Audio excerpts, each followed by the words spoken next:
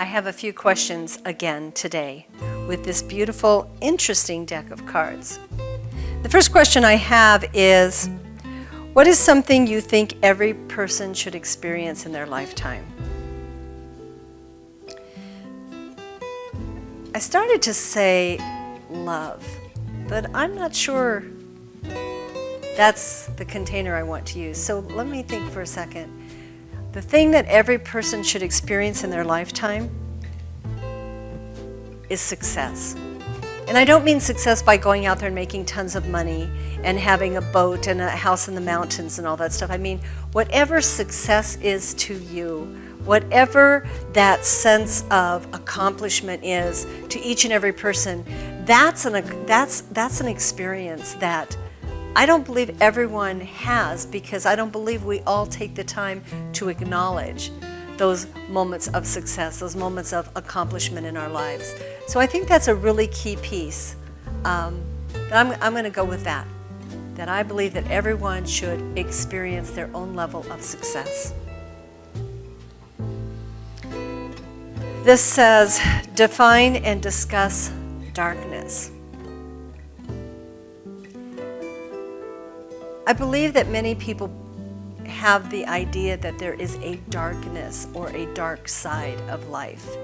And that kind of veers off into an arena of a conversation around evil and good.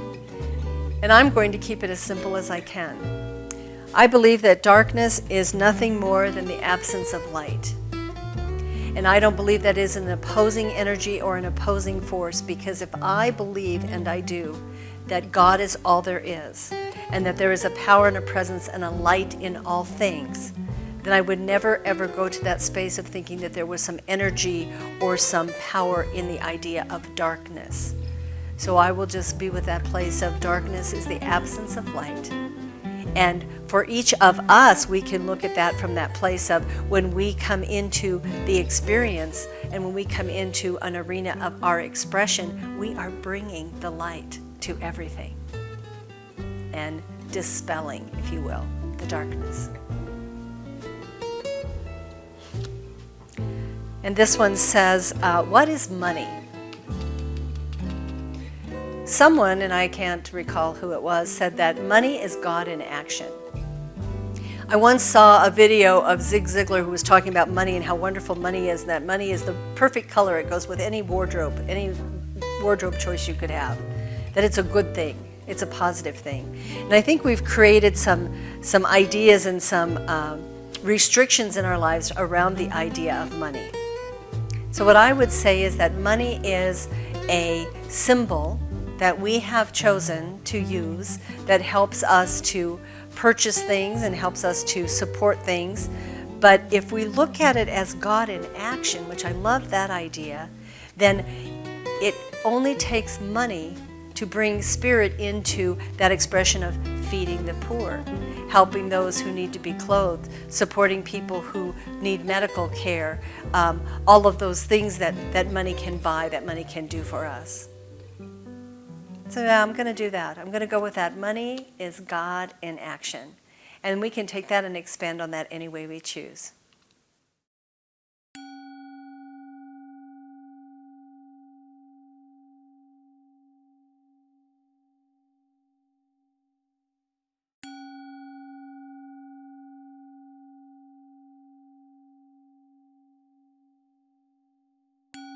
Please pray with me.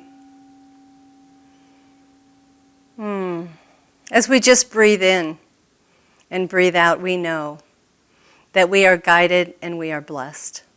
We know with absolute certainty that Spirit is here now with each and every one of us. That this being, this presence, this creator of all life guides us, moves with us, moves through us all the time. How perfect that is. How beautiful that is. And I know this day is blessed, this time together is blessed, this message is blessed. And may it touch the hearts and the lives of those who listen. May we all be in that space, in that place of feeling blessed, joyful, grateful. And so I call this time good, I call it very, very good. I call it God, and I call it done. I let it go, and I let it be, and so it is. There's a phrase that and maybe it's not even a phrase, there's a word that we hear a lot in this philosophy. You are often walking into a church building, or maybe you're tuning in online like we are nowadays, and you hear the message that you will be called. That you have been called to do something bigger, greater, grander than what you have been doing with your life. And I've been thinking about this quite a bit with this monthly message on cosmic connection, is that some of us may not want to be called. Some of us may feel pretty comfortable with where we're at and what we're doing. And I know for me, many years ago when I first knew or heard the inclination that I was going to be a minister, I just pretty much disregarded it and ignored it. And then I kind of went about my life, and I pretended that that's not what was coming up for me. And so to look at that and to consider that, I wanted to go into that just a couple of minutes and talk about that. What does that feel like when someone says, oh, I know what that is, you're being called. Drop everything and go do this. Because that can be kind of a frightening process. I heard a story years ago about Doreen Virtue.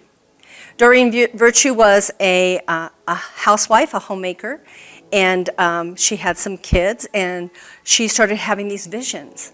And these visions were of her standing in front of an audience of people, speaking eloquently. The visions were of her being an author and writing books. And she knew that she did not have the educational background, she did not have anything she needed to do whatever this was in this vision, and it scared her. And so she used to go hide in the closet.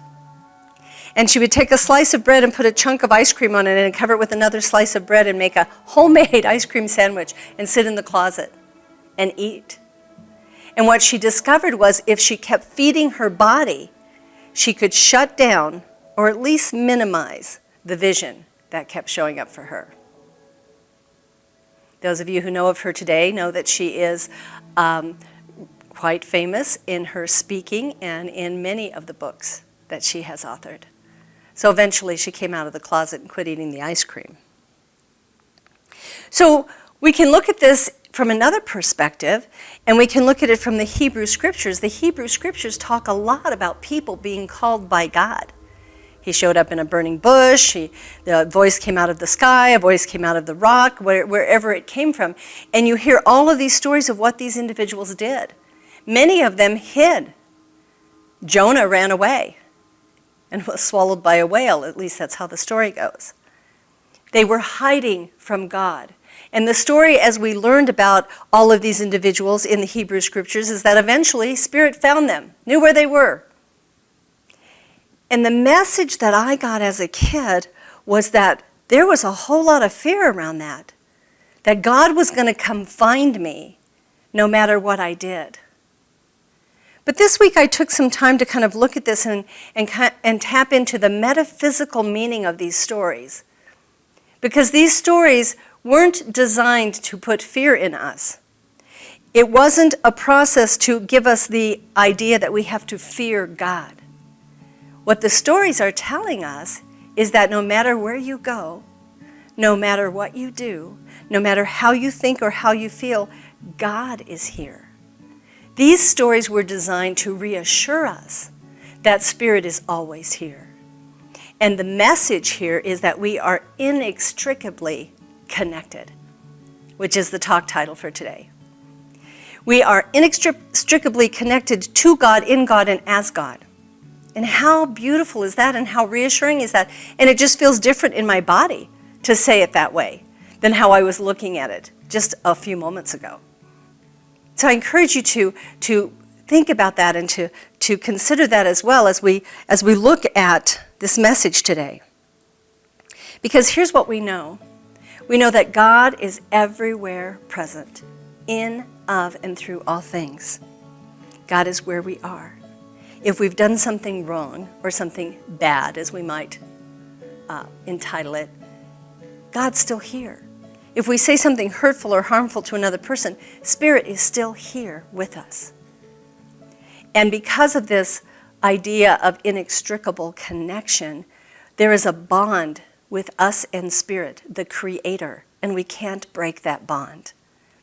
And so as we get to know that and we get to realize that and we get to recognize that, we realize that not only am I connected, but everyone else is, and I am connected to everyone else. We are all part of a greater whole. We are all part of the greater good.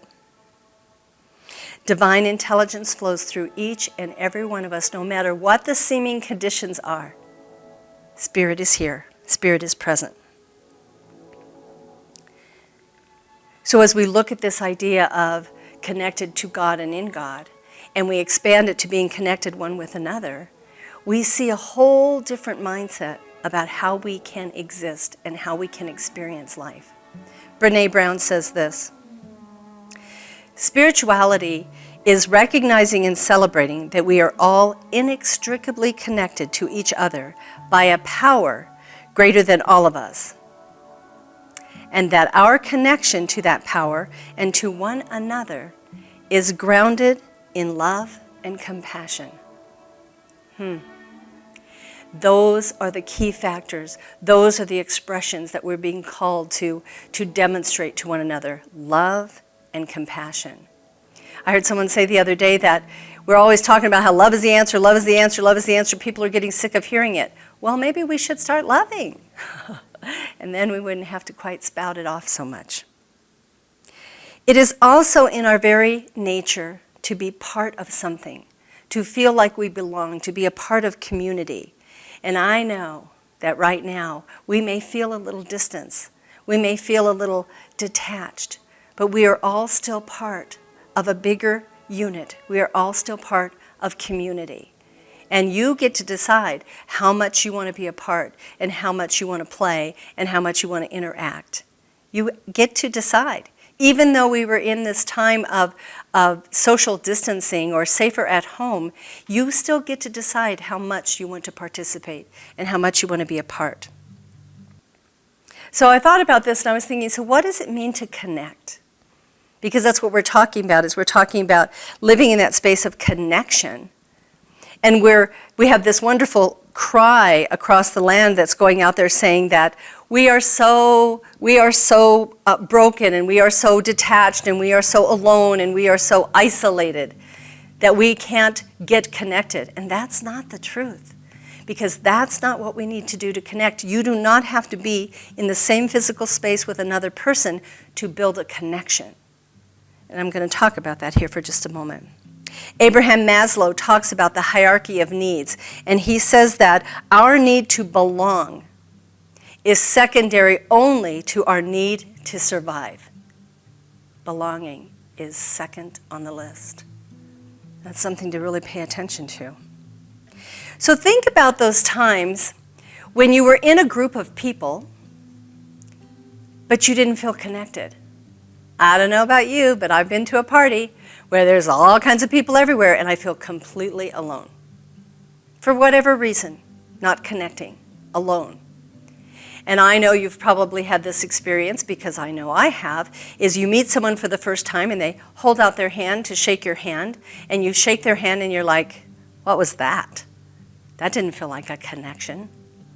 And then you have those moments when someone offered to hug you or hold you.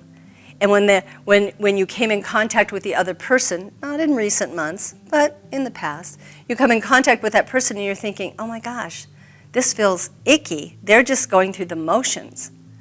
So those are not the ways we connect, even though we are choosing to believe that's what's going on today.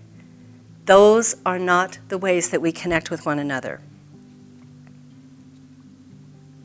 Empathy, connection, compassion, love. These are the things, these are the key pieces that bring us closer together. Mother Teresa said this: if we have no peace, it is because we have forgotten we belong to each other. When I am focused on the world and not my own egotistical ideas, not my own behaviors, not my own wants, not my own desires, when I am aware that I am part of a greater good and that we are all connected, I am much more at peace than any other time in my life. So here's some things that we can do. The first thing that we can do is listen. Listen to one another. Because the human psyche, I guess I would call it, that key component, that core within us, wants to be heard. If I'm not saying it right, if I'm excited, if I'm emotional, and I'm not expressing myself well, could you just hear me out? Because if I can speak, if I can be allowed to talk through whatever's going on with me, I can move on. And you can support me in that and move on together. I used to take escalated customer service calls in a customer service center. I was the trainer, so I wanted to hear those customers who just couldn't be satisfied no matter what we did to see what was going on. And I took this call from this woman one day, and she went off, if you want to use that terminology. She spoke to me in a very agitated state for 17 minutes. And what I discovered in that 17 minutes was not only had she talked to one, not two, but 3 people in our call center who refused to help her. And what she was saying in that conversation was that everyone kept trying to tell her she didn't have the right to be upset because there was nothing we could do about what she was upset about. Nobody wants to hear that. Nobody cares, especially in that moment of excitability and emotional expression. So at the end of 17 minutes, when she got done talking, I thanked her. I apologized because she was very frustrated over her experience that day. And I said this to her: whether you stay with our company or not, I want you to know that I value you. And I am concerned that you have gone through all of this stress. And I want to do something to make it better, but I'm not sure what I can do. Would you please tell me, what can I do to make this better for you? There was silence on the phone. And she said this: the very fact that you listened to what I had to say is enough. Thank you. And she hung up the phone. She was much calmer than she had been 17 minutes earlier. We need to listen. We need to listen to our children. We need to listen to our partners. We need to listen to the people who are reaching out to us in conversation. And in that listening, we must be present, right here, right now. This is not a time for me to multitask. If you have called me on the phone, I need to give you my undivided attention. I need to hear you. That's how we connect. I need to demonstrate compassion and empathy. We need to demonstrate expressions of gratitude and cooperation. Cooperation.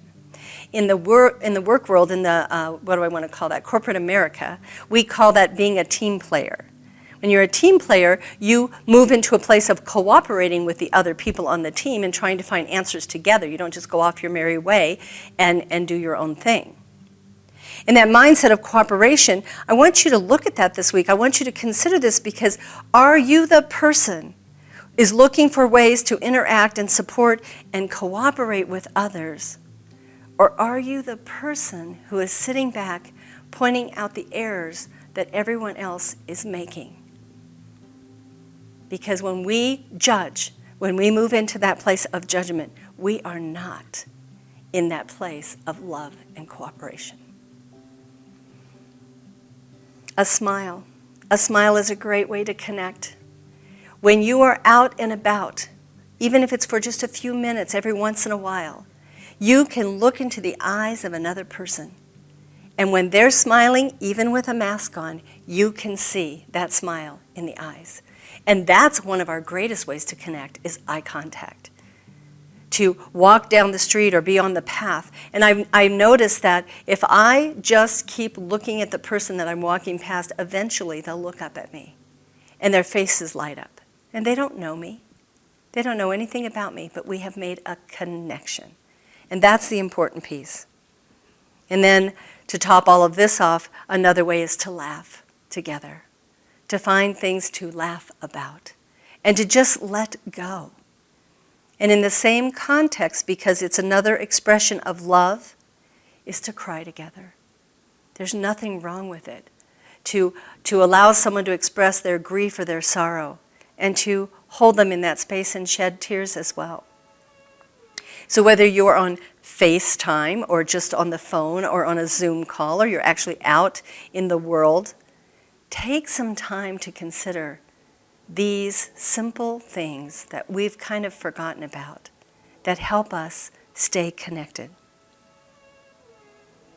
Ernest Holmes says this: "We are in an infinite mind. An infinite mind is also in us. It is by this mind that we think," and that's with a capital M. It is by this mind that we think. This mind is eternal, therefore we are eternal. This mind is complete, therefore we are spiritually complete. How beautiful is that? We are part of something greater than we are, and we tend to forget about it. We tend to think, oh, you know what, I don't need to pray about this, I'll figure it out for myself. Or we go plugging along and something doesn't feel right and we don't stop and seek support or remind ourselves that we are connected, that we are supported. We can awaken ourselves to the oneness of being in spirit. And as a result, that helps us and supports us in awakening to the idea that we are all here together. So I encourage you to stay open to the idea of connection. Open your heart, open your mind, open your soul. Because when we open up to those things in others, we can receive those things back to us. But when I refuse to love, when I refuse to express compassion, when I refuse to listen to someone else, if any of the good was coming to me, I have just blocked it. Pay attention to that this week. My call to action for each of you is to take time to observe. Observe your behavior, observe how you feel, observe how you're interacting. I used to half listen to my children and be on the telephone. And then I had a child who would not stand for that. Even as a very small child, he would come up to me and grab my face and turn my face and hold it so that I was looking right at him, so that he knew I was listening. It doesn't take a lot of energy to connect with another human being, and the value is incredible. So be present, listen, connect, and don't worry about what we can't do, and let's focus on what we can do. And let's create a phenomenal week this week of being inextricably connected. Please pray with me. And so as we let go of this time, these moments, these precious moments together, we now turn our attention to how we can serve and how we can live and how we can expand and how we can become more than we ever thought we could be. And we do this knowing that Spirit is with us, that Spirit is within us, and that we are guided. And so I call this time blessed, and I call this week blessed, and I know that each and every person gets to feel the love, gets to receive the compassion, gets to be a part of connection, community. May we celebrate that. May we celebrate the beauty of all that we are, knowing that good and more good is coming our way. It's beautiful, it's wonderful, and we are blessed. I give great thanks for all of this. Knowing it is already done in the mind of God, I let it go. I let it go, I let it be, and so it is.